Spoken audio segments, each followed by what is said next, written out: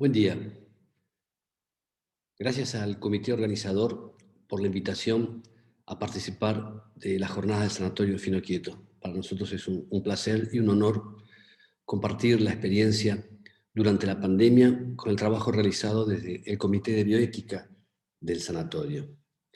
En este sentido, lo primero que podemos decir es que para reflexionar juntos, cuál es el rol, la contribución de la bioética en el trabajo de la pandemia. Está claro que frente a la ausencia de mecanismos de prevención y terapéuticos para tratar el coronavirus COVID-19, es necesario el enfoque también desde una perspectiva, desde la bioética y desde los derechos humanos. Esto ya lo ha venido advirtiendo las Naciones Unidas desde los comienzos de la epidemia. También para nosotros, acostumbrados en esa cultura del finoquieto de tener una atención centrada en el paciente, en pensar también en ampliar esa mirada y tener una mirada también comunitaria, dadas las características y el impacto social de la pandemia. Y también frente a la imposibilidad de curar, repensar y resignificar el valor del cuidado, ¿no? Del arte de cuidar.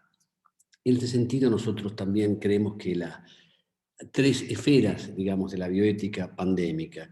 Una esfera que tiene que ver con la ética del cuidado, donde hay que pensar en la atención de la fragilidad, en la atención y en el cuidado integral. Luego también una ética de la responsabilidad que nos llevó a pensar estrategias de asignación de recursos escasos. Y finalmente también esta nueva mirada o reflotar esa mirada de una ética compasiva. Al final voy a volver sobre esto. En este sentido, rescatamos tres contribuciones que a nuestro juicio son y han sido significativas para el trabajo en el sanatorio durante la pandemia. En primer lugar, las guías que hemos realizado para la asignación de recursos escasos, en especial para el ingreso de terapia intensiva y para el uso, la prioridad en el uso de respiración mecánica asistida.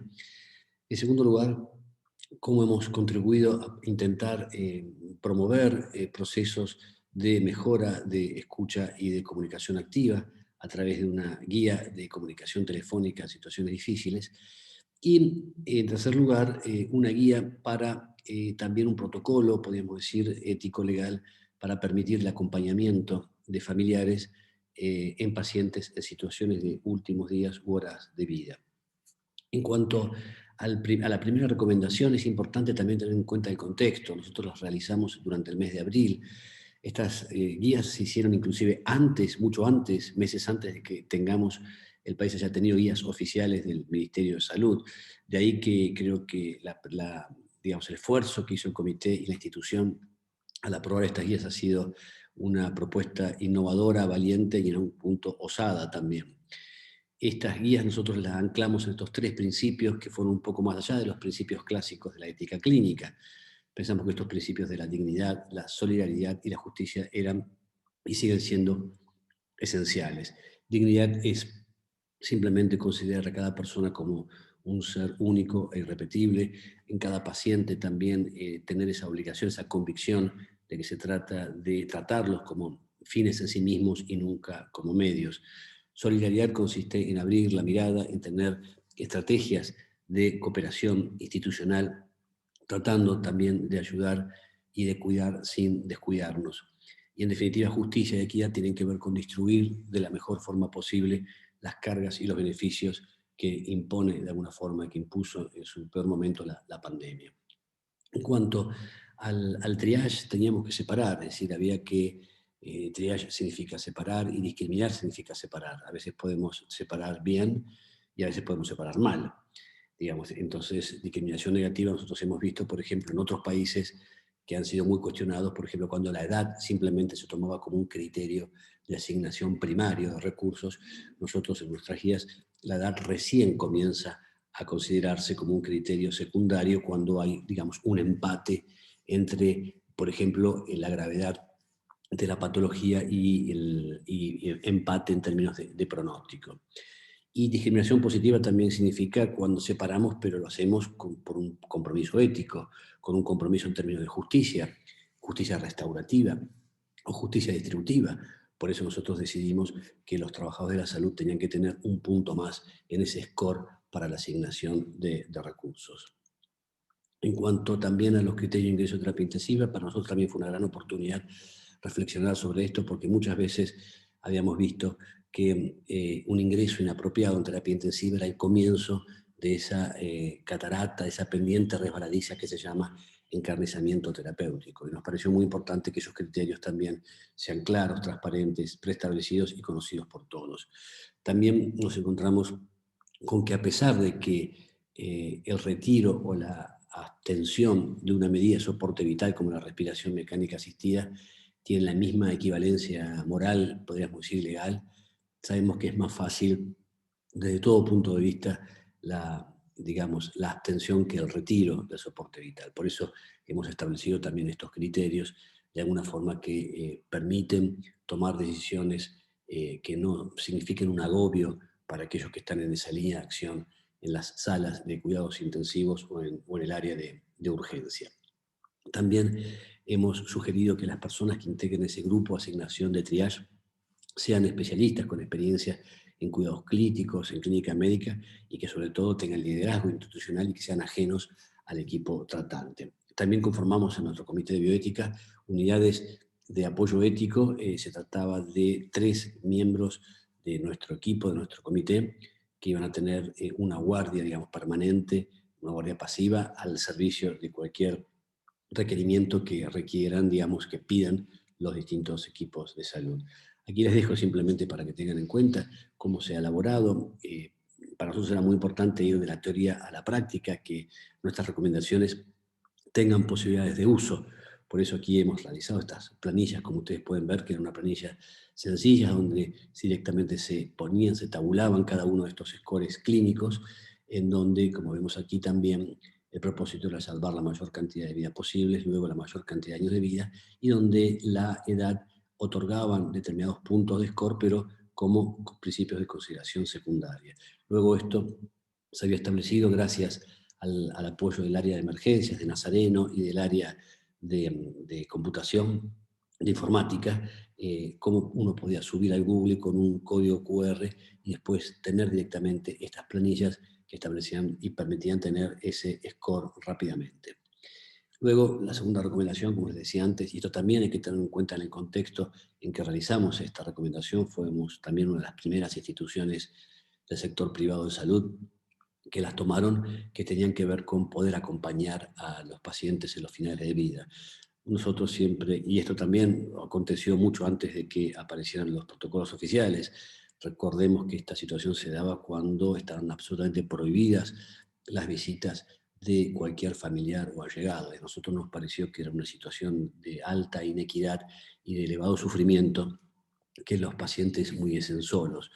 De manera tal que avanzamos con este protocolo en donde, como bien está aquí establecido, pensábamos que el proceso de morir con dignidad requería claramente de una despedida presencial. Todos aquellos paliativistas, como el caso de Navigante, entre otros, que han trabajado con cientos de personas en finales de vida, han establecido que hay un punto en común que, digamos, atraviesa todas las circunstancias, que es que nadie quiere morir solo. En cuanto al desarrollo, el protocolo se lo sintetizó rápidamente. Teníamos que, en primer lugar, determinar, aunque sabíamos que era difícil, esa situación de finales de vida, esa situación de últimas horas o días de vida. Luego se comunicaba con la familia utilizando la guía que habíamos establecido para la comunicación telefónica en situaciones difíciles. Ahí se hacía una visita previa, se informaba a la persona que designaba a la familia, que en general pretendíamos que haya sido una persona que haya estado infectada, o en todo caso que no sea una persona de riesgo. Se la instruía en cuanto a la utilización del equipo de protección personal. Digamos, promovíamos que se diera el ámbito de despedida en un ámbito de acompañamiento, en un encuentro íntimo, privado. Después dábamos información técnica sobre cuestiones que tenían que ver con algunos mitos, por ejemplo, como el tiempo de espera en el caso de fallecimiento era mínimo.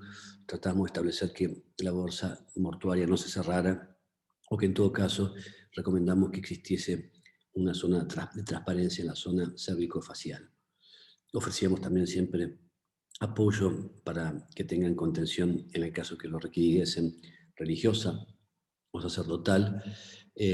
También, de alguna forma, pretendíamos que esto se diera de la mejor forma posible, inclusive con la posibilidad de que el allegado o el familiar pudiese compartir con dispositivos digitales a aquellos familiares que no podían estar presentes en esos momentos de despedida. Aquí tienen el modelo de consentimiento informado que hemos realizado para que suscribieran el allegado o el familiar designado. Finalmente, la guía de comunicación telefónica en situaciones difíciles. Aquí nos encontramos frente a una situación inédita para todos los trabajadores del equipo de salud del sanatorio, en donde imagínense ustedes lo que significaba dar una noticia difícil como el agravamiento, el fallecimiento del familiar a personas que no habíamos visto nunca en forma remota y por teléfono. Ahí con la ayuda también del área de emergencias de Nazareno, de Laura Belli, donde se hizo una presentación para todo el sanatorio, eh, confeccionamos este protocolo, ¿no? Donde dejábamos constancia que todo proceso de llamado tiene 3 fases: una fase de preparación, de contacto y de cierre. En el ingreso se define con la persona cuál va a ser la persona que va a mantener el contacto. Idealmente el informe es realizado siempre por el mismo profesional. Sugerimos que haya una presentación, si se ha tenido un contacto previo, recordárselo, hablar lento, pausado, refiriéndose siempre al paciente por su nombre, comenzando por una pregunta, si puede hablar en ese momento, si no, se comunica en cualquier otro momento en que la persona pueda hacerlo. Compartir la información, permitir los silencios, utilizar un lenguaje sencillo, abrir también espacios de escucha, preguntar, acreditar si la información fue comprendida, tratar de no utilizar jerga médica o técnica, y si es necesario dar malas noticias, pensamos que es muy importante ser honesto y directo, digamos, tamizando la información, pero siempre cumpliendo con esa regla ética que es la veracidad, decir la verdad. Después de la llamada, también establecimos el registro, la historia clínica, tomarse algunos minutos también, porque sabemos que esto no es gratis, no es gratuito, y esto tiene un costo también para el equipo de salud que se comunica, y bueno, hablar con alguien, compartir y tener un ámbito de contención.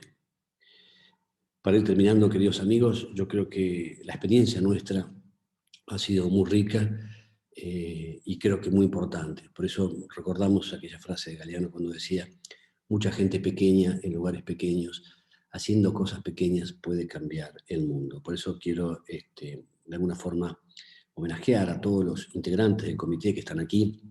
Seguramente todos los conocen, son grandes colegas, grandes amigas y amigos que han permitido generar este espacio de reflexión ética al servicio del sanatorio, al servicio de los trabajadores y sobre todo al servicio de los pacientes, donde pudimos también comprender esto de lo que hablábamos al comienzo, la necesidad de tener esa mirada compasiva.